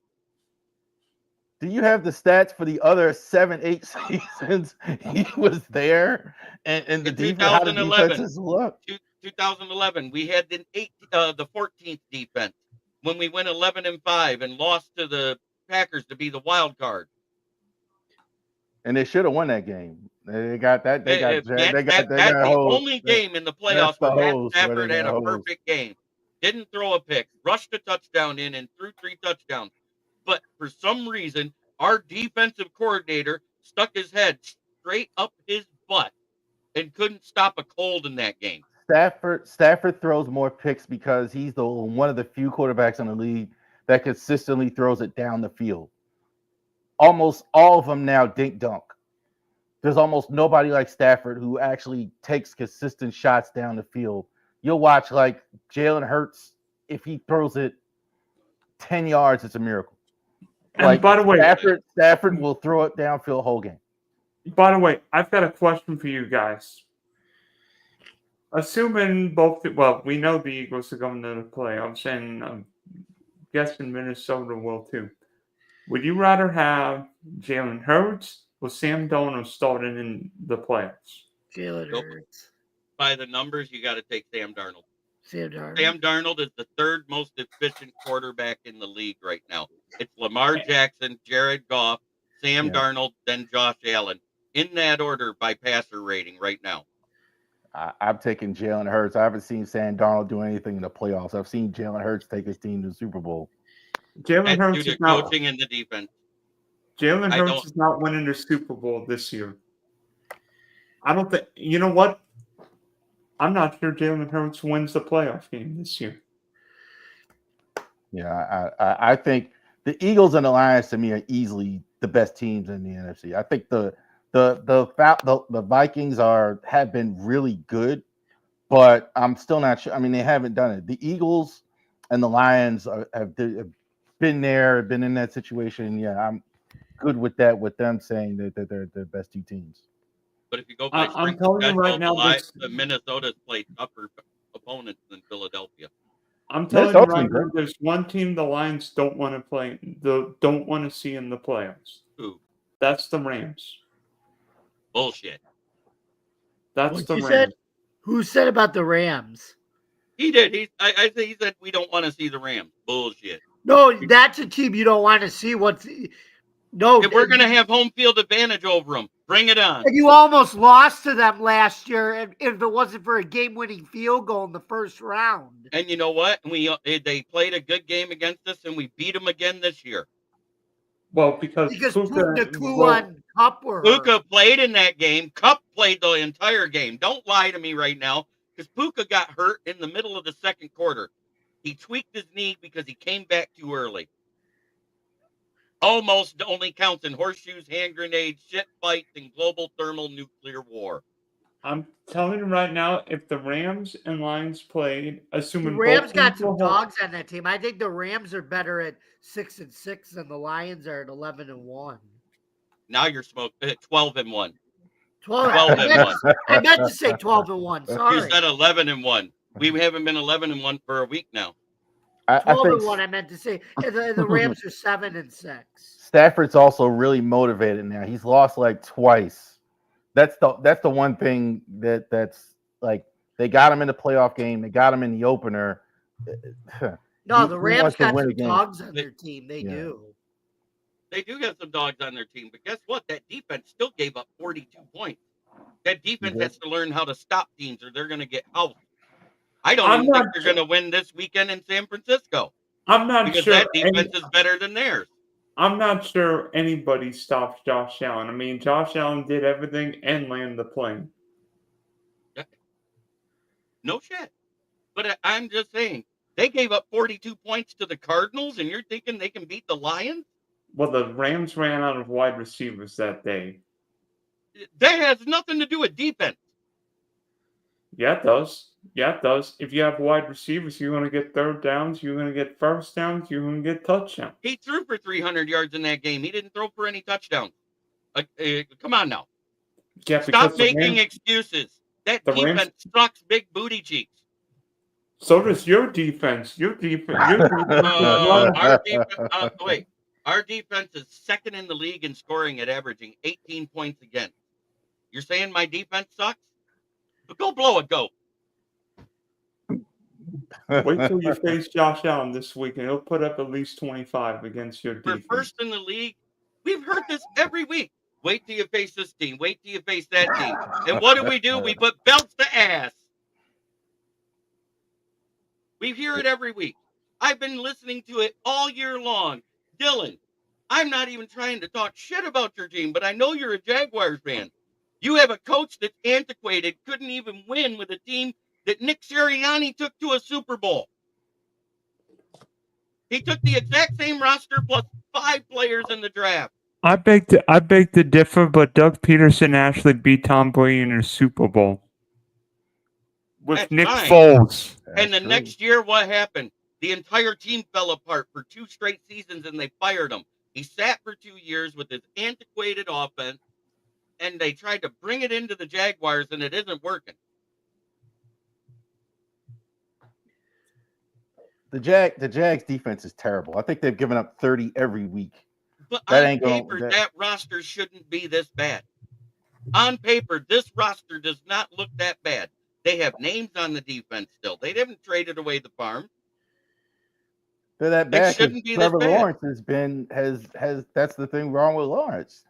No, there aren't any more teams like my Ravens, like in 2000, where you can win without a QB playing well. It just don't exist.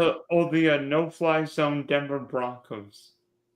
Yeah, I So, mean while you're it's saying rare. The Lions defense are ass. You realize we've only given up 11 touchdowns all season in the passing game. We've only given up 12 on the ground all season. And that's with no-name guys coming in. The Legion of Whom defense. Nobody's saying the Lions defense is bad. Oh, I'm he just did. saying, Dylan said the Lions defense was ass. it's Dylan just said this. Even He though said- we beat his Jags 52-6. He said going against Josh Allen. Josh Allen makes everybody look. I mean, Josh Allen's been I'm good just every not week. scared anymore. I keep hearing every week that somebody's going to beat us Yeah. and they don't. Why Until I did see you- it, I don't Well, believe it. I'm not in that one. But Jeremy, let me tell you this: if your coach goes for 4th down 5 times and misses and costs your team the game, guess what I'll say? I told you so. Yeah, you're bitching about the one time we missed when he made it 4 times. And the 4 times he made it, 2 of them were touchdowns and 1 was the game-winning field goal. And You sound like stupid Lions fans and stupid guys in the media that And don't Jared Goff- understand. Wait, there was a coach back in the 60s that won multiple championships. A big reason why a team is called Titletown. And guess what he didn't do? If it was 4th and short, he didn't punt or kick field goals. Wait a minute, but I'm just telling you that's been that in college, philosophy James. book Jared is sitting Goff- on Dan Campbell's Jared office. Goff's knee is down. If that had been in That college, is not true. That's college and high school, you moron. It wasn't a kneel down play. He wasn't trying to slide. He wasn't giving himself up in the play. He was in the middle of a handoff play where he tripped over his own opponent, his own teammate. Unless you're touched by your opponent, you're not down. Because if that's the case, then every time there's a pick, when a guy rolls around on the ground and gets up and runs it for a touchdown, they'd be down where they rolled on the ground. Wait a minute. But I'm saying in college, Jared Goff is down, and the Packers get the ball and probably win the game. Right. It's not college, it's pro. That's That's what my I said. point. If it had been college, I know, but Packers won. I've been hearing that argument about he was down all week. Cry me a river. Dang, I should have waited longer before joining you guys. This isn't college, it's professional sports. By the Learn way, professional sports rules. By the way, Jamie, let me ask you, Jeremy. Do you think Goff is a better quarterback than Stafford is? Yes. Decision making wise. Arm talent, no. I think it's just style is different. I think it's just their style. I think like if you want the downfield guy, and there aren't many of them. Stafford forces passes into triple and double coverage more often than Jared Goff does. Goff throws to people in space, makes smart decisions to not get his wide receivers killed. Why do you think hardly anybody's been hurt in the wide receiver core this year? Stafford gets his fucking guys killed. Two different styles. I think they're not the same guy. I tell you where the Lions did win in that trade. Not having picks forever hurt the Rams. I mean, I think like they had to pick in the 5th and the 6th, and it caught up to them. I don't know if the Rams got a Super Bowl. I mean, I think both teams be happy with it, but the Rams clearly won that trade. They won it early. In the long run, the Lions are winning that trade. Yeah, Why they beat the Rams in the playoffs? Yeah, and you got all those picks. You got all those picks from the Rams too. Those picks. Because remember that second pick overall was the Lions because we were 3-13-1. We traded up the 32nd and the 34th pick that was ours to get Jamison Williams. The other picks that we got in that trade, we got Josh Pascal, we got Aleem McNeil, we got Ifeatu Melifonwu. We traded up with the other late round pick and got St. Brown with it. That right there says we won the trade. Back. I don't know. And then we traded back and got Jahmyr Gibbs and Sam Laporta. I don't know. Super Bowl winning quarterback over a guy who he won it with a team that was built for the quarterback that was traded away. That's my argument. I think like the Lions got a lot too. I mean, Goff was like nobody wanted him. And I mean, he was considered like just be a bridge. Like the fact he's done what he's done and in MVP conversation. I mean, that's a lot. Is Stafford in the MVP conversation this year? Is Stafford? No. Yeah. Well, his team is like 6-6. You can't win MVP and have a team that ain't gonna get it. LA Rams threw Jared Goff under the bus. In that Super Bowl he played, he was not the reason they lost. There was 3 drops by his receivers and 1 by his tight end. 2 by Brandon Cooks. 1 he was so wide open he could have walked in the end zone. 1 he was in the end zone. Josh Reynolds dropped 1 at the back of the end zone. It was a 10-3 game. You guys act like they got blowed out 34-3, and that wasn't the case. There was a chance for that game to be 31-10. But the tight end, Josh Reynolds and Brandon Cooks, dipped their hands in melted popcorn butter or something. They couldn't catch a cold. I mean, I look, somebody in the chat, Goff is a smarter quarterback than Stafford. They kind of, but to me, I just really think it's if you like Brett Favre or you like Drew Brees. And I like. I don't think it's that hard. Like Favre would throw into double coverage all the time, triple coverage all the time. Which is why he only has 20 more touchdowns than interceptions in his career. I've got a question. I've got a question. Do you think Jared Goff wins that game against the Bills on Sunday? No. I think he can. 100%. Not with LA's offensive line. I mean, I don't know what happened with Buffalo's defense. You're talking on LA? Oh, excuse me. With that team, no one wins that game. And you know what? They didn't win it on the arm of Stafford. They Yeah, they won did. it on the ground. No, they won it on the ground. Go look at it. Puka Nacua won it and a block punt that the Bills He had 2 won that. touchdowns out of all of that. Most of it was on the ground. Go look. Kyron Williams. I'm just shocked you're not giving Stafford more credit. Like, we don't talk this way about I Joe hated Flacco. Matthew Stafford when he asked. I mean, we Detroit. love Joe I'm not Flacco giving even him now. shit. Like the way he's done, he isn't as good as Lamar Jackson, obviously. I don't think, but like like it's. I know while he was here, he was fine. But as soon as he asked to leave, I was out because I'm a team above player guy. If you're on my team, I love you. If you're not, kick rocks.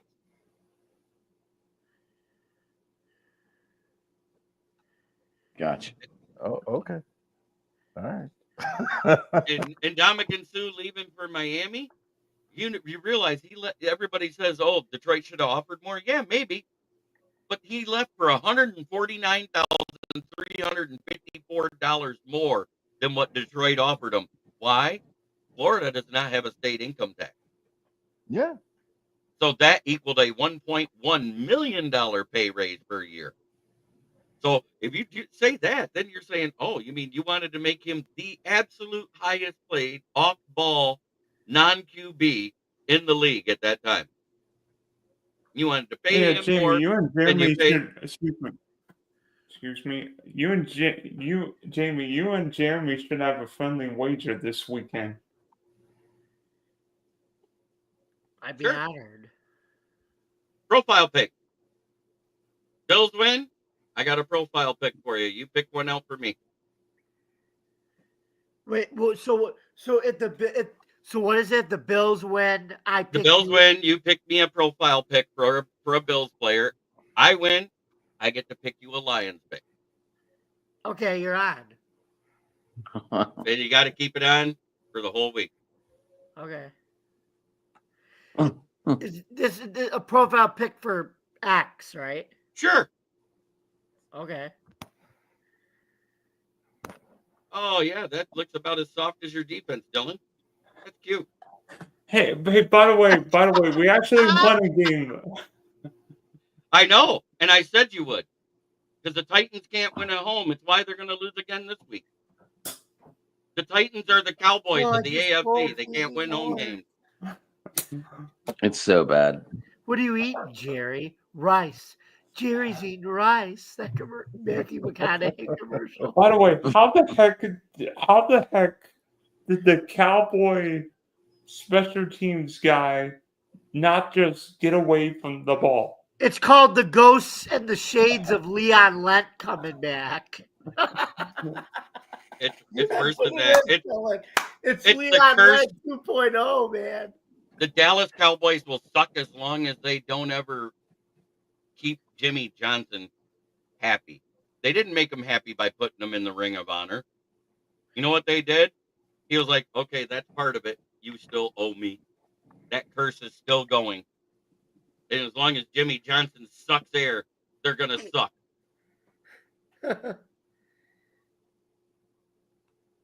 They lost what he gave them. Kind of like the Raiders never really recovered without John Madden, I think, in a way. Like that what he gave them, they don't have it anymore. That toughness and all that, they don't The reason why Jerry Jones didn't want Jimmy Johnson anywhere there anymore is because Jimmy Johnson liked to have a say on his players. He wouldn't let Jerry Jones be the GM. So he got rid of him with the team that Jimmy Johnson built, give it to Barry Switzer, and he said, please, God, just one more after Jimmy leaves. And he goes, granted, but remember, you're getting what you asked for.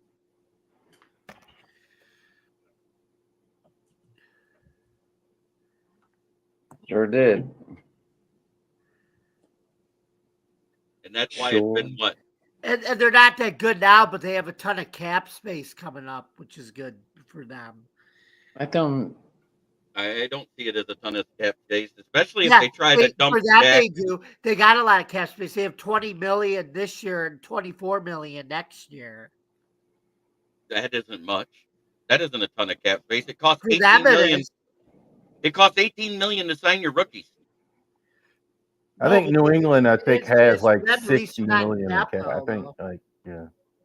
It costs $18 million to sign your rookies a year at the current salary cap values, minimum for what the cap hit is. That's a locked-in cap hit. Because you can give them as much as you want, but it only costs X amount of dollars against the cap year one. Exactly. New England has 132 according to over the cap. They got like 132 under the cap.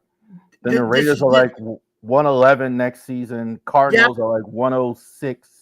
This Yeah, is but where no I one- get it from, over the cap. Yeah, this is Yeah, like, but no one wants to play for New England. Saints are still in cap jail. I think they're 60 million over the cap, which is that's crazy. until they restructure everybody. Dude, they can't even restructure their contracts. Are so bad. They've been over the cap the most of any team in the league, like 7 straight years. Actually, this Yeah. year they had 4 million under. No, the Saints? Yeah, they did. Yeah, this year. Next year, they're 62 million over. And The they're gonna, Browns are and, next. and guess what? The NFL has a rule where before the free agency period on March 13th, you have to be on. Yes, sir. Every team has to be under the cap. They made Right. that a rule. Yes, sir. And You the got to Browns- be under the. You got to be under the cap. Okay, You now got to let be me under the finish. cap by the time free agency I'm, starts. I'm That's going what to I count said. up. I just said that. Yeah.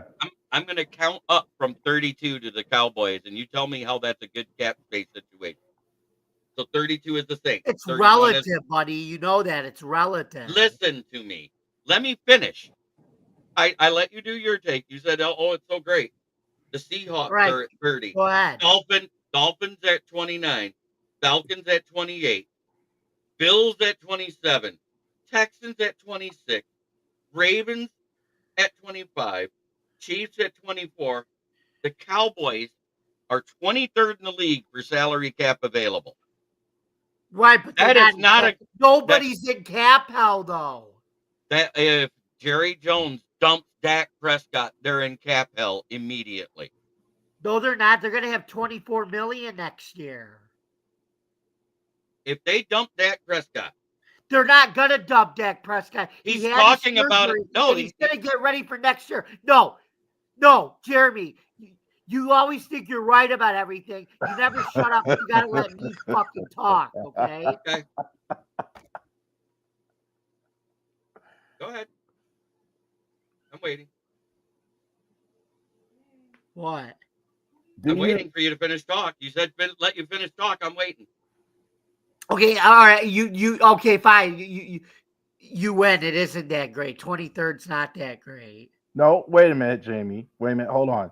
23rd is about $20 million under the cap is about where the Ravens sit usually. It depends on how much of your free agents you're going to keep. I apologize. I don't necessarily think it's so bad for the Cowboys because I don't think they've already signed CeeDee Lamb and Dak Prescott. Right, it isn't that bad. And you think they're dumping Dak? Why? You think they're getting Shador? Because Jerry has already said it on the radio show, the radio station he owns, that he regrets signing Dak because he was complete ass before he got injured. Right, Jerry Jones says a lot of things, but not all of them are true. Why would you say Yeah, he's complete? But he If also he's said he paid didn't him want to $60 sign million. Dak, and then he did it. He also said he didn't want to sign CD, then he did it. You know, there's all sorts of things he says that he didn't want to do, and he does do. But I know he regrets Dak Prescott. I wouldn't you? Think about it. He had a year left on his contract. Make him play. If they I were to would've- cut Dak Prescott, like you said, they're adding $61 million to the cap. If they cut him or 100 whatever, so if you got to It's find a buyer, $150 million in dead cap. too. dead cap, 61. It's a Russell Wilson situation. It's worse than a Russell Wilson situation. Yeah, I'm trying to be nice. Like it might even be worse than that, but I don't think you can move Dak. I don't I don't think see you can how. either. But they were saying that they're going to try to do that. I don't see how. I don't see how either. That's what I was getting at. But I don't even think Dak would try and restructure either because he just seems like a guy. I think they're going to that's screwed keep Dak because he had his surgery and he said he's going to come back to training camp next year. They're not getting rid of Dak. That's my opinion, and I'm going to stick to it. That's fine. I'm just saying I- there's been talk from Jerry himself that he regrets even making the signing. I think it depends on what happens with McCarthy. No, I think I think they're keeping McCarthy. McCarthy's a puppet for Jerry Jones. I think if Dion comes in with Sador, I think that's the only consideration they make. If somehow they can Right, get if. Sador to only want to play in Dallas with his dad, that would I think that would be the one area where they would get rid of him. Wow. I think you could. I think it's not totally impossible to find a trade for Dak Prescott. But you then got, you have to eat some of the cap. I think like eat some of the cap number, etc. I just was looking at the dead money for them. You know that the net cap space is only $4 million after you take away their dead cap. Net cap space means something too. Because they're sitting with $73 million in dead cap this year. Think about how much they could have done if they'd have had that. And $6 million of that is still paying Ezekiel Elliott from cutting him the last time. Exactly. Zeke Elliott's not that good. Zeke Elliott is an AARP running back member, just like Dalvin Cook. Neither one of them are any good anymore. And they got both of them on the same roster. And Rico Dowdell, who's the size of a micro machine, looks better. That's the funny thing. Dallas has been running the football better the last 3 games, but it's been too little, too late. That's the thing. Oh yeah, if they'd have started that way to begin the season, they might have been better off. They're 1-6 at home this year, guys. Law of average, because the last year last 2 years they've been so good. And that was because Dak was playing better. Who'd they beat at home? The Giants at Thanksgiving. By 7. Yeah. Come on, that's funny. I don't agree when you said that nobody wants to play New England with all that cap space. Drake May's pretty good. Yeah, I think Drake May is going to attract players. You know what? I think Drake May and the Patriots might win in Arizona this weekend. They're getting better each week. They're not a good team yet, but they're getting better each week. I mean, what's happening to Kyler Murray right now? He can't complete it. He can't. I mean, Trey McBride caught the same amount of touchdown passes all 5 of us put together. Inconsistent. But Marvin Harrison Jr. leads all rookie receivers with 7 touchdowns, and your point would be? I don't know. Like, Marvin Harrison's not look great. I mean, he's not what I thought he'd be, and Kyler's been very disappointing the last 3 weeks. Defenses are starting to see the game film, and it's also after the Call of Duty release. Let's face it, he's not watching video anymore. Maybe Kyler's playing too much Black Ops 6. Kyler is inconsistent.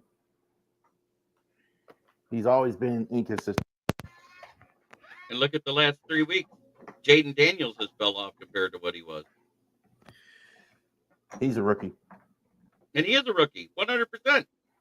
But he was looking like running away with Offensive Rookie of the Year, and now it looks like Bo Nix might surpass him. Bo Nix has surpassed him. Kind of my point. But the Cardinals have $106 million next year. Raiders have $111. Dead money of $29 million. And they're saying that the cap's going up again. The Niners have $65 million. Well, they're going to have to get Brock Purdy signed. No, they don't. You think let him run out the rookie contract and wait till the end? Yep. I think run out the rookie contract and not resign him at all, draft the replacement this year. That's what they're going to do. Because that's what they always do. They haven't been re-signing quarterbacks lately. They've been running them to the last year of their contract and either trading them away mid-season or letting them walk away and get comp pick. And for some reason, they take a 7th-round comp pick and turn him into a superstar quarterback for 2 years. I don't know, man. You want to know what's crazy about that? C.J. Beathard. was the guy they got with that trade when they tried to trade up because they wanted Pat Mahomes and couldn't trade up with anybody, right? That year. Yeah. And they drafted C.J. Beathard. When C.J. Beathard walked and got his backup contract, guess what the compensatory pick was? Brock Purdy.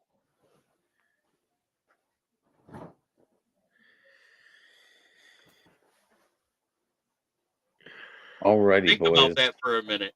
Think about that for a minute.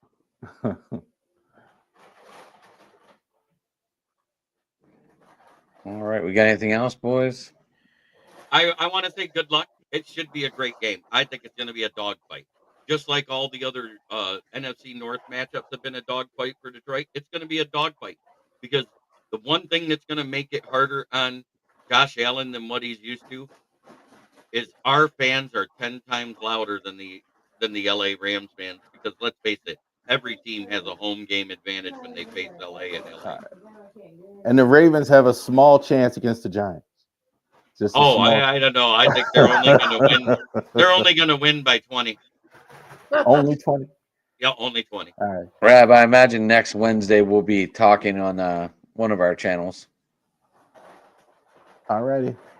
Next Wednesday, not this Wednesday. Next Wednesday. Or we're in a short week. No, we play Sunday, right? Steelers? Yeah, Steelers. Yeah, we'll probably get moved to the Sunday night game. Eagles. Yeah, we play Sunday. the Eagles this week. I mean next week. They gotta announce the Sunday night games 2 weeks ahead of time. So if your game's being moved, you'd have found out this week. They got a game on Saturday next week. We're playing the Ravens next Saturday. And then they got the Christmas Day game. I think it's Kansas City.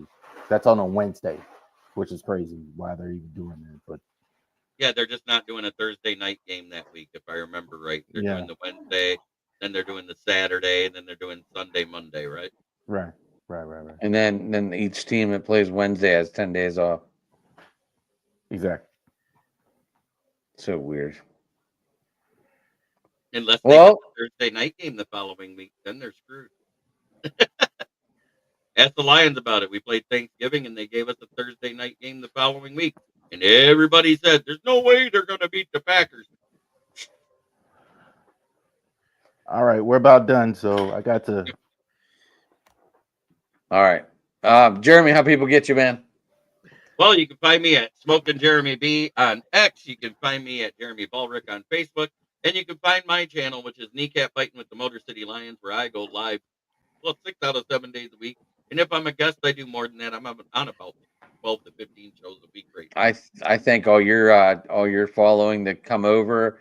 Hopefully some of your following checks out Rav. I saw you had a couple of Baltimore guys in that conversation. Maybe they'll come check you out, Rav. I guess what's that?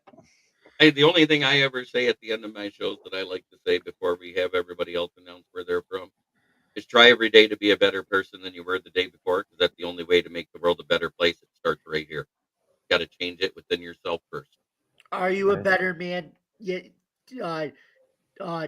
today than you were? Are you a better man today than you were yesterday? And are you going to be a better man or person tomorrow than you were today? There you go.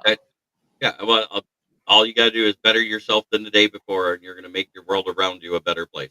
Yeah. Rav or James? I always say at the end, enjoy all the games, because that's what I've done all my life. Enjoy all the games. Like, that's what I do. It's not just something I'm just doing here. It's just kind of like just who I am. Enjoy all the games. Nice. Well, how people get you?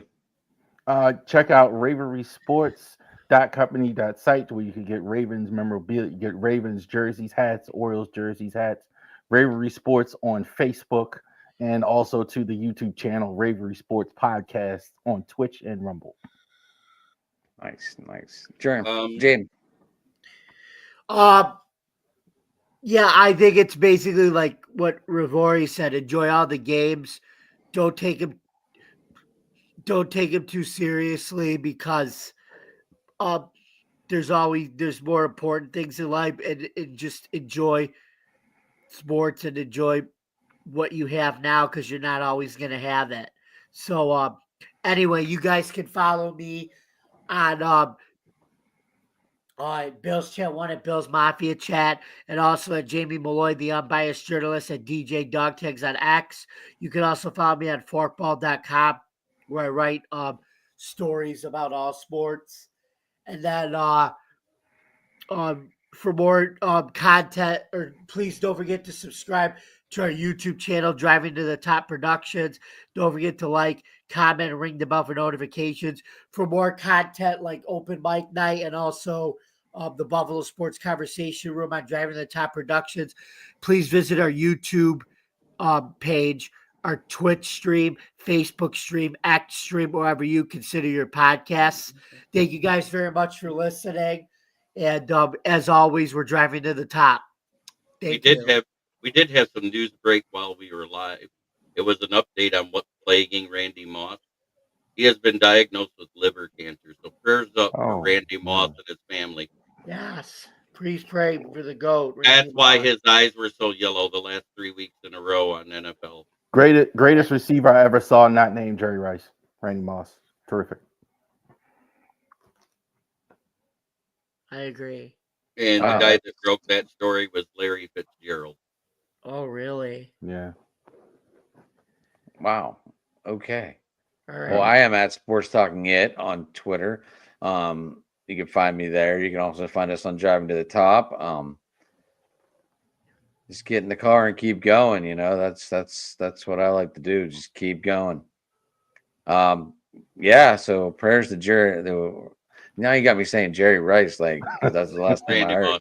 Randy Moss. 3 catches, 3 touchdowns, 190 yards. Was that the correct yardage? I might be off on the yardage. You're talking about the one he had with the Patriots when he broke. He had it with the. No, he had that with the Vikings. Oh yeah. Okay. Well, I know he had quite a few games where he just broke it off like that. You know, him and Calvin Johnson were the 2 best receivers at doing that type of stuff. He was that dangerous. Yeah. Anyway, guys, I thank everyone for tuning in. Jeremy's channel, thank you for popping in. As always, you know, everyone's always welcome over here or wherever you watch, you know. 3 catches, 163, and 3 touchdowns. There it is. I'm not sure who Sarah is, but thank you. Sarah is a Vikings fan. She loves talking school Viking football. Skull, Sarah. Nice. Hey, you know, we welcome everyone on this channel too. If you want to come on and bullshit with us, get in touch with Jeremy. He'll let you know. So everybody, guys, thank you and have a good night.